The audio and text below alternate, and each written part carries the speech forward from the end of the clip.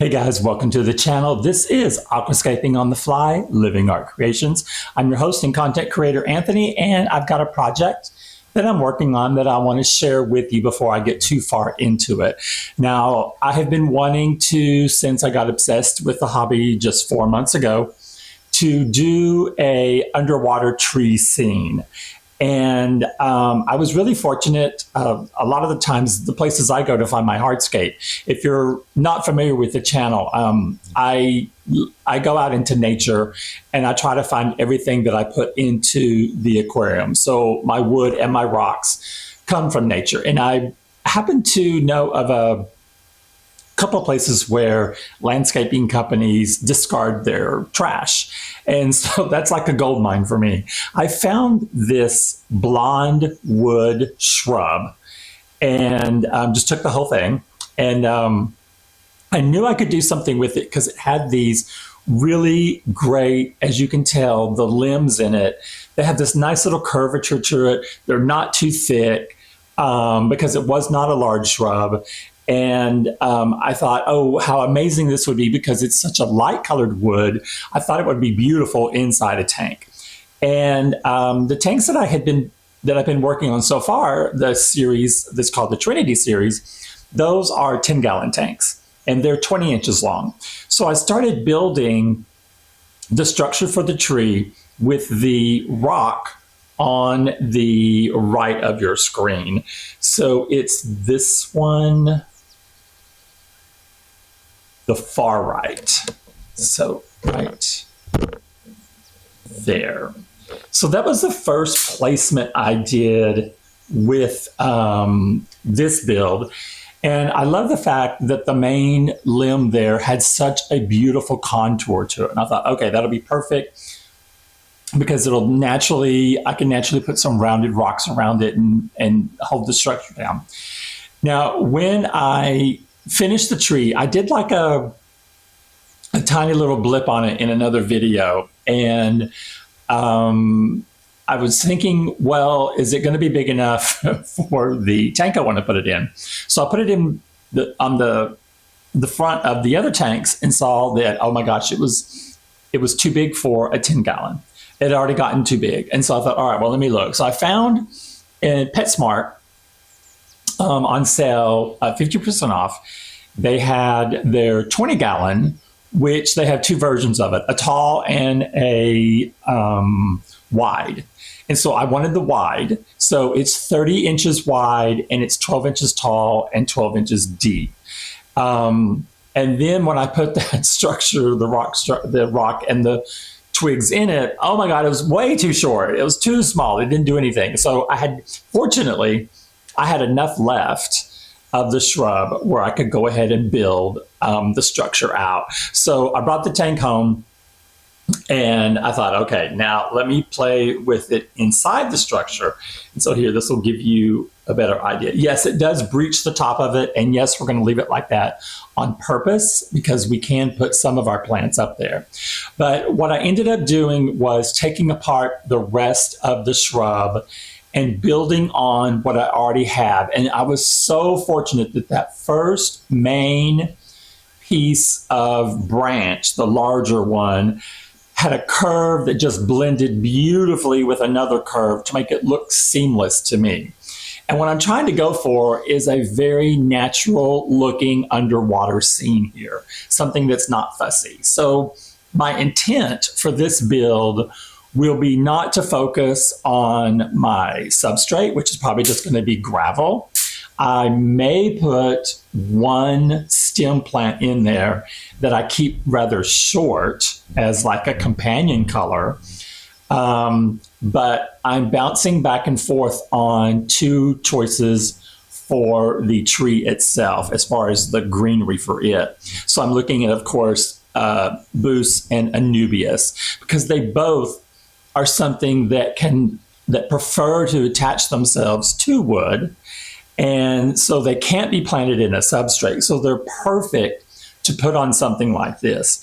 And when I brought this home, I was so excited that it exactly fits underneath on the shelf part of my workstation. So yes, now I'm going to lose part of my workstation, but who doesn't care if they lose their workstation as long as you're putting an aquarium there, right? And I've gotten it to a point, and I'm going to back out just a little bit so you can see what I'm talking about. I'm going for balance. So to me, I love the fact that it curves beautifully on the left, arching up, breaching the tank, and then coming and sloping back down all the way to the left, which is technically the beginning where I started. And that's nothing you don't plan on. It's something you're hoping you can achieve, but it just happens as you're building it. So this is literally, the majority of this took me, I think I watched 3 movies while I was doing this. You're just literally cutting and gluing and hoping that it, turns out. And then I edited it down today. It was a little too straggly, so I pulled some stuff off. So here, we'll span over. Here's what that's all I have left. That's it right there. This is my discard pile right there. So I have a few more rounded rocks because that's what I want to put underneath here are the rounded rocks. And I love the fact that it does breach because I want to be able to push the envelope. Now, it's got a rim on it. That's on purpose because that with if you had not viewed the Trinity tanks that we've done, the Trinity tanks have a rim, and we use that rim to attach our lighting to it. So I'm using a very slim, still called a bar light, but it's a bar light that is attached to the underside of the rim, and it's put on a 45-degree angle. It's on the front side of the tank, and it's on the back side of those tanks. So with them shining together, they're illuminating the entire tank. Now, the lighting is too powerful. It's got 4 settings. I've had my other tanks on level 4 since the beginning and was dosing the water, and it was too much. I had a bacterial bloom. So those tanks are in recovery. So we will not make that mistake on this one.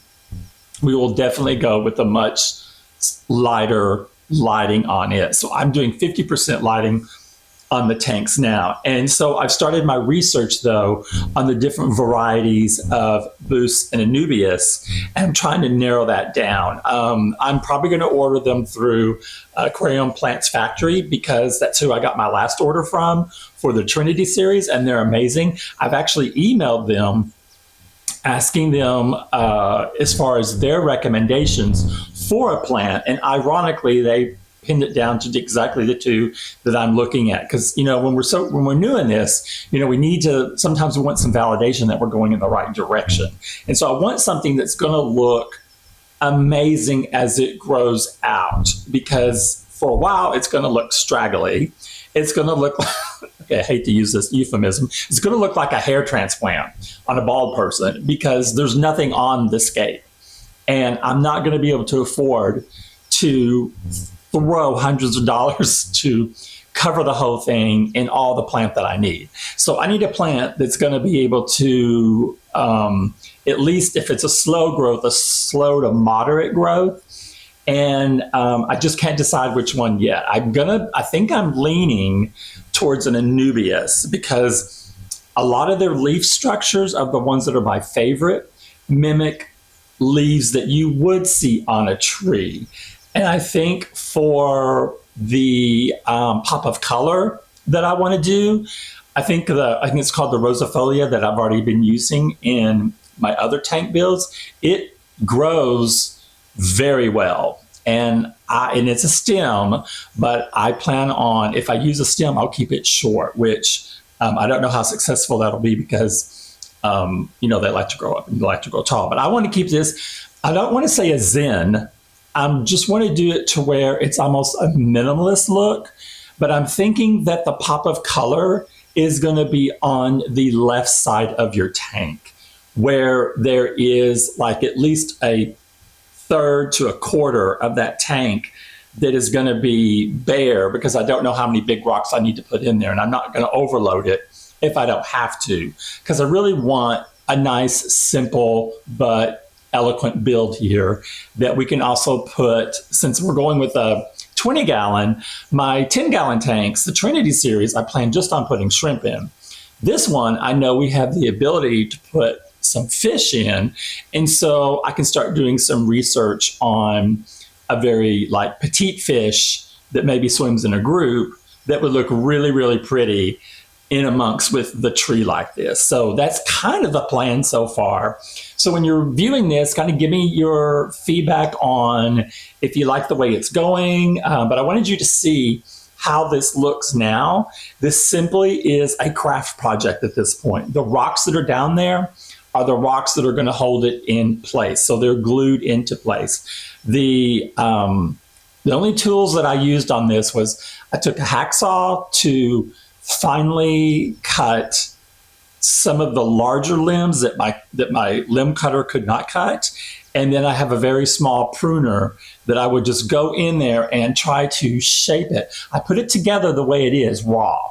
I don't cut the limbs at all. And then I go in and kind of give it a haircut. And I was looking for an arch, and it would have been amazing. I think it would have been, in my mind, I thought an arch in the middle would have been amazing, but that's not nature. You don't have that, in nature. What we're going to have is an arch on the left-hand side, and then it's going to be a gradual downfall on both of those sides.